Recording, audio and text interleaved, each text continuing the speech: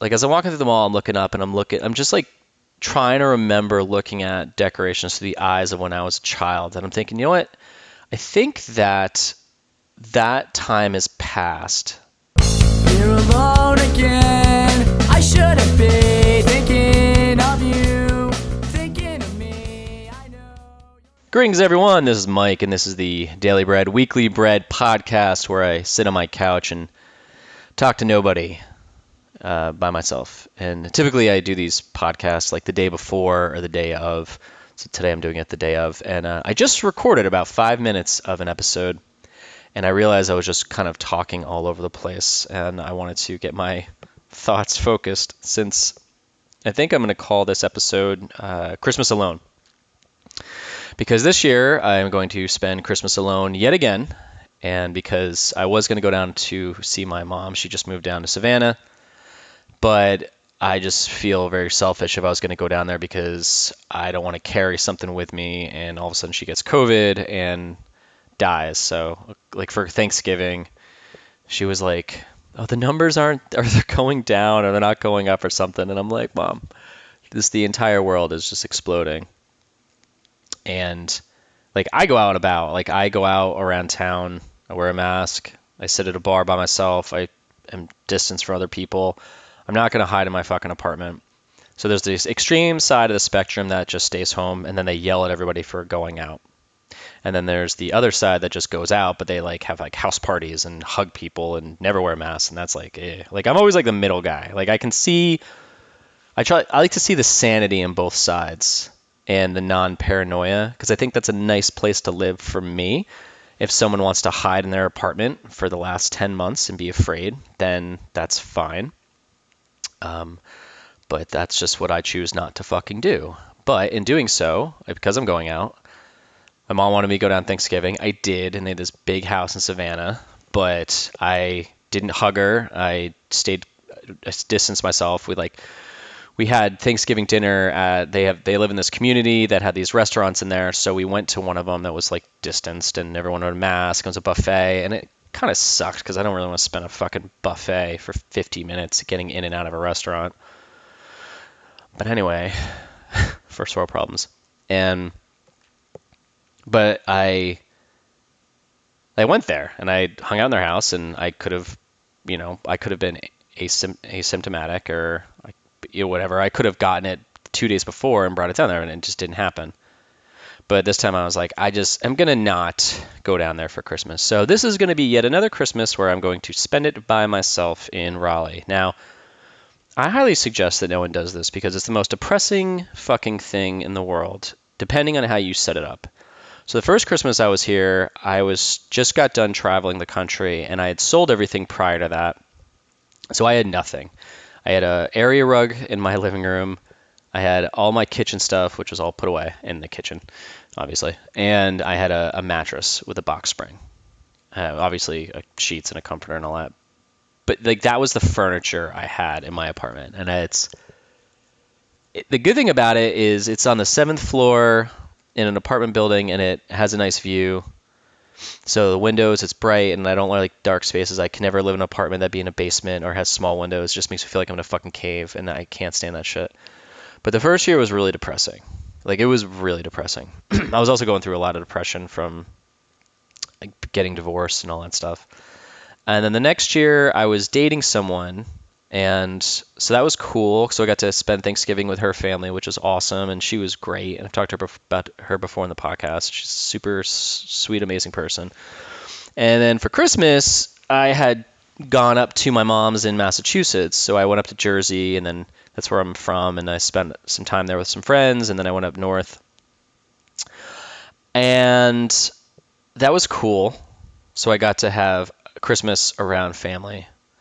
And then the next year, I had broken up with the girl I was dating, and I had my dog, and so I stayed home because I didn't want to drive back up to north again. But I was alone, but I was like, all right, I'm going to set myself up to having a good day. And it was a good day. Like, I don't know what I did. Like, I think I cooked or had breakfast. I like set myself up, and I had furniture at this point, so that was cozy and nice.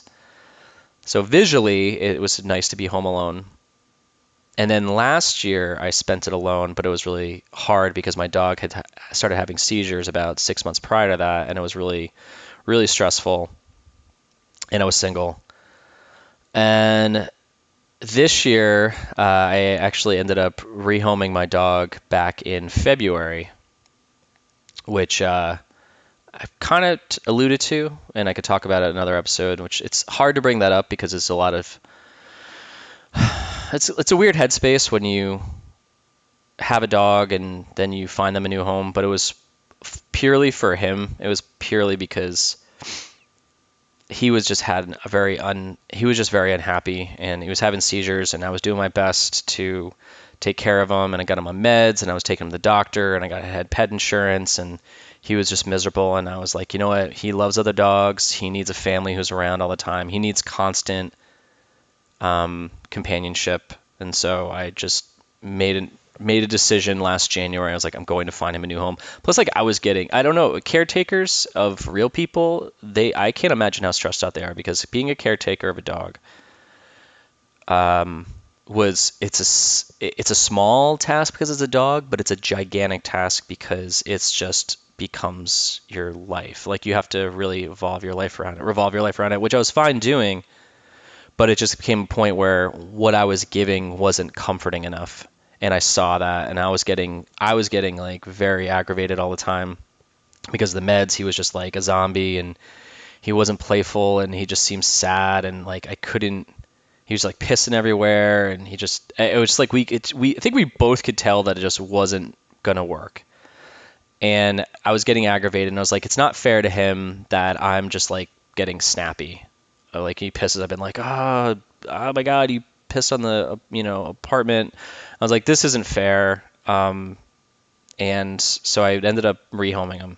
I found him a great home. Got this foster care. It was Boston Terrier Rescue, North Carolina. They were great. And the first night I dropped him off, they took him out to Asheville, and they sent me pictures for months, and it was like with all other Bostons that were just snuggling up on him, and it was really, I knew I did the right thing. And then he went to a family, and now he's with another family, and that's like his forever home, which is great. So maybe that was it. Maybe that was the episode where I talk about that, which was I'll probably talk about it more depth, though, because I think that it'd be nice for people who are on the fence of rehoming their dog. There's shame that's involved in it, and you feel people are going to shit on you, but at the end of the day, it's not really cool to hold on to something if they're going to be miserable just for your pure ego of saying, like, they're in my life still because I chose to purchase a dog, and now I'm just going to keep them around for pure sake, I guess. So this Christmas I will be solo, and I was hoping to go to Savannah. I'm not going to go to Savannah. I'm going to stay here. And thinking about it, I've been kind of just checked out for a couple weeks because of it. So it's like I had a really busy year, thank God, and because I have an animation company, and I forget if it was this. I forget if this is this is the episode where I mentioned that, or the other one that I deleted. But just in case, so I'm repeating myself. I have an animation company. It's drive80.com, DRIVE80, Drive80, like driving on Route 80, and it's an animation company. I do explainer videos, do Instagram GIFs for realtors or B2C companies, and I do logo animations, so you should check it out. That's my commercial for that. That's the thing. That's the way I make money. Doing a webcomic doesn't make fucking shit for money. It's more the value in it, the money that I make, or the income that I make is more mental because I get to do shit like this, and I get to draw a little character that's snarky every day, and do Christmas gifts, and draw books where people can draw dicks, and then couples can test themselves. But so, because it's been a good year, I've been kind of just taking a couple weeks to just chill, because also the emails have slowed down because it's the end of the year, and it's a mixture of businesses figuring out their budget for next year, and just I think no one's really spending money at the end of the year. So hopefully that's going to kick back up again in January, especially with the vaccine starting to go around.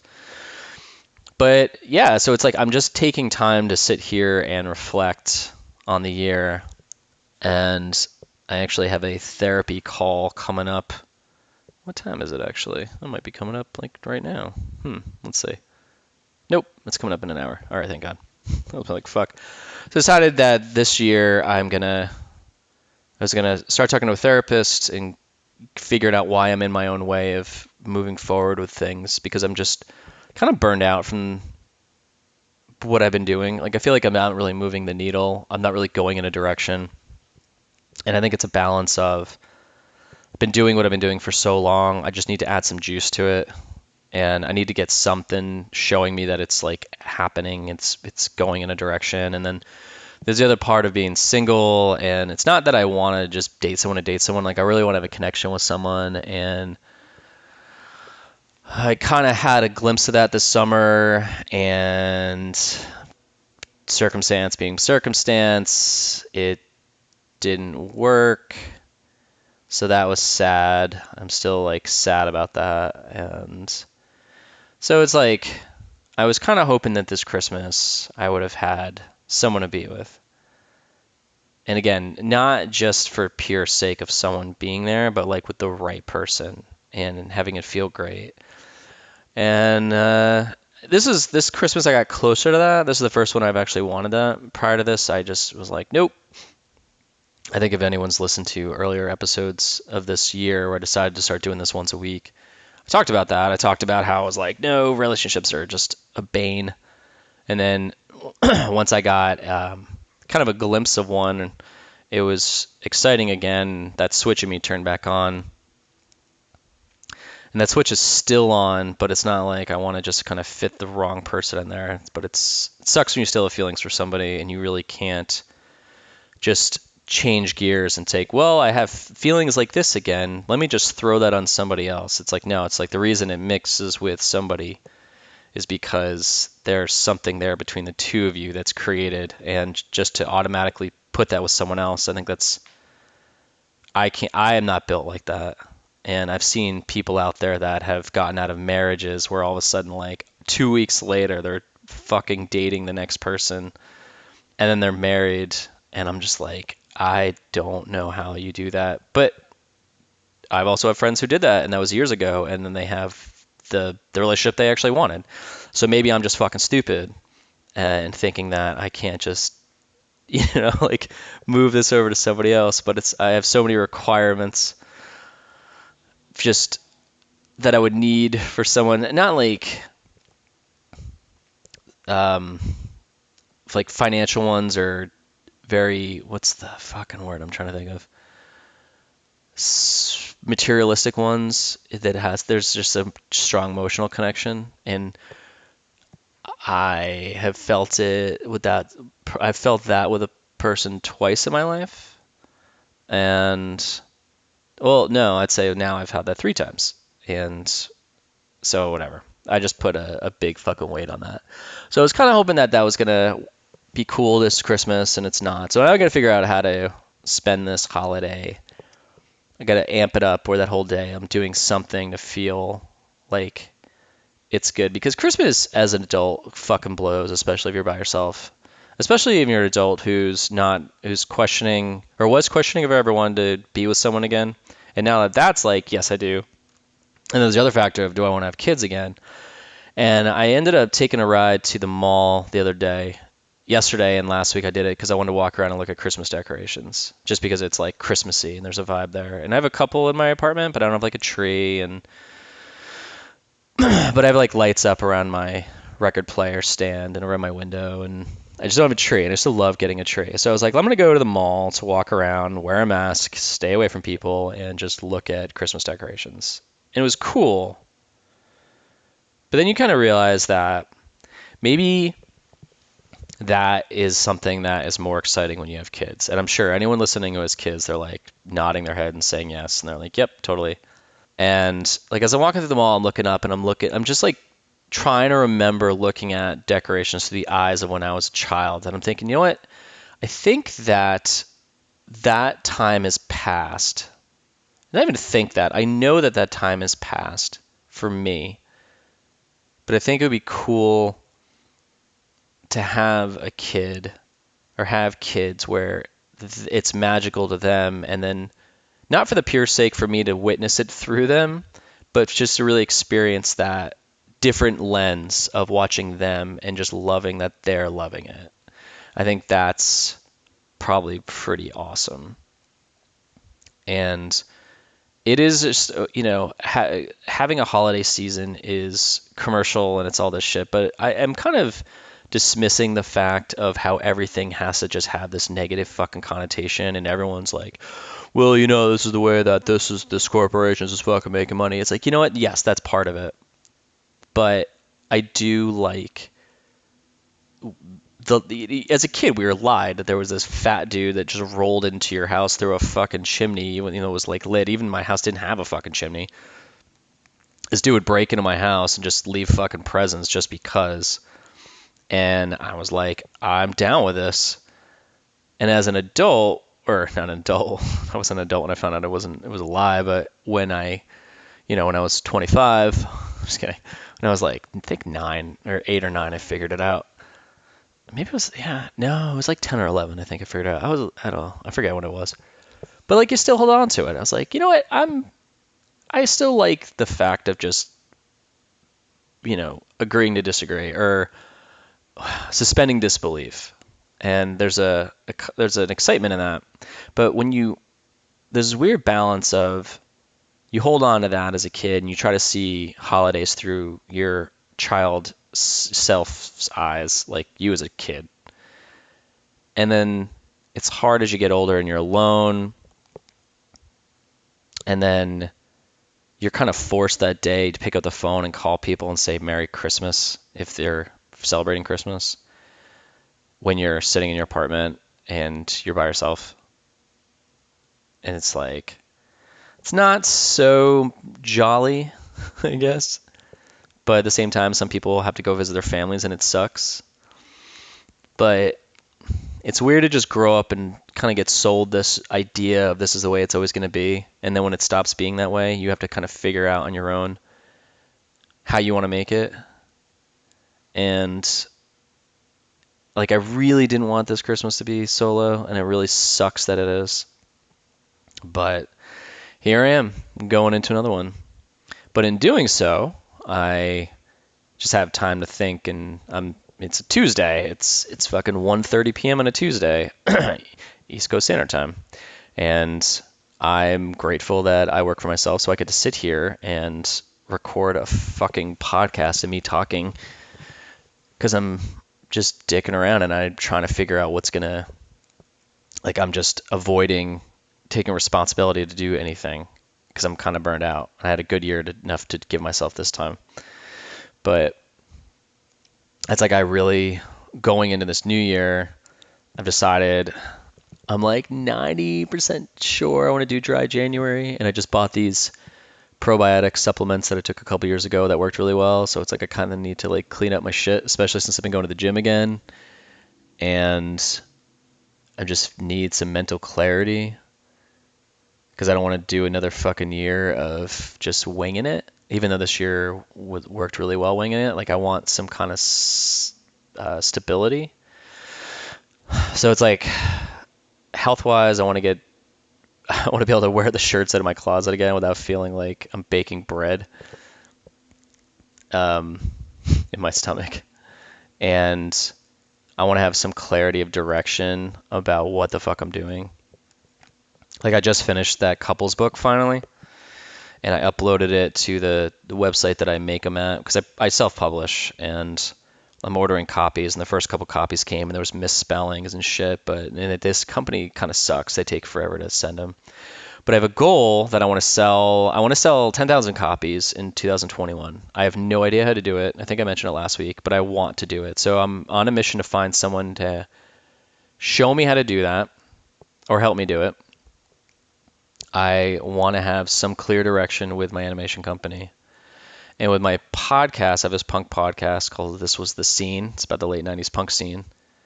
That one I'm kind of good with just doing. Like, I would love to have that somehow make some kind of residual income, since I've just busted my ass on putting out those episodes.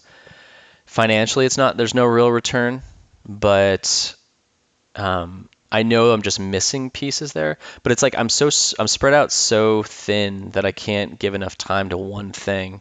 It's like I need one thing to just be killing it financially, where I can take a little slice here and there and put it to the other things and get other people to just do the things for me. I just don't make enough money to do that. So it's like this is the world I live in. This is the like the above ground circular pool that I'm doing like a solo uh what the hell would that be when you just go in a circle? Not a wave pool. I forgot the hell they call it, but it's like I'm doing that by myself, and it's like imagine that in a summer day. You have an above ground pool, and you go out by yourself on like a Tuesday, and you're just circling the pool, and you're just doing this shit by yourself. I don't know why mentally I'm painting this picture, but it just came to mind, so I'm gonna fucking say it. It just seems so sad to just do shit on your own like that. Like when it's supposed to be with other people, or it just feels better with other people if you're me. So just like going out and doing anything by yourself, I'm like, I don't know. Sometimes I like going out to restaurants by myself and sitting there because I'm surrounded by people. But if it's a setting where like people will go hiking all the time by themselves, I'm like, ugh, that seems just so sad. But to them, it's probably the greatest thing ever. I'm like, I spend enough time by myself. I don't really want to go out in the middle of nature where I can get attacked by wolves, because there's a giant wolf population in North Carolina. But yeah, that's where I'm at. So I got to figure out what to do for Christmas. Yay! It's like I should just buy things on Amazon and have them shipped to me like wrapped. God, talk about the saddest thing in the world if I did that.